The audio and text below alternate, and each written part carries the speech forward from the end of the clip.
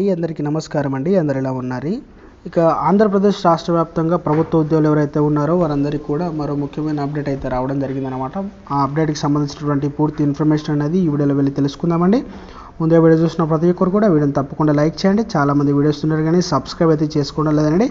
దయచేసి సబ్స్క్రైబ్ చేసుకోండి, సపోర్ట్ చేయండి. ఇక వివరాలు కనుక వెళ్ళినట్లయితే ఇక ఏపీలో గత ప్రభుత్వం గ్రామ వార్డు సచివాలయ ఉద్యోగులను వాలంటీర్ల నియామకాలకు జరిపిన సంగతి తెలిసిందే.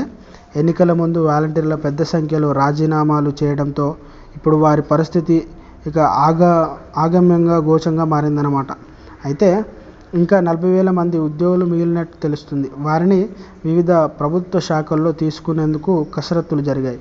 త్వరలోనే ఏపీ అసెంబ్లీ సమావేశాలు జరగనుండగా ఈ సమావేశాల్లో గ్రామ వార్డు ఇక సచివాలయాలు కూడా ఇక ఉద్యోగులు పనిచేస్తున్న ప్రభుత్వం కీలక ప్రకటన అయితే చేయనుంది.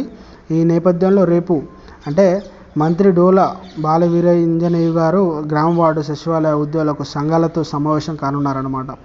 ఆయా సంఘాల నుంచి వినతుల సూచనలు స్వీకరించనున్నారు. దీనిపై నివేదిక రూపొందించనున్నారు. ఈ నివేదిక ఆధారంగా అసెంబ్లీలో ప్రకటన ఉంటుందన్నమాట. అయితే అసెంబ్లీలో రేపు ఇక దీని గురించి సమస్యల గురించి ఇక ప్రకటన అయితే చేయనున్నట్టు ప్రభుత్వానికి హెచ్చరించడం జరిగిందనమాట.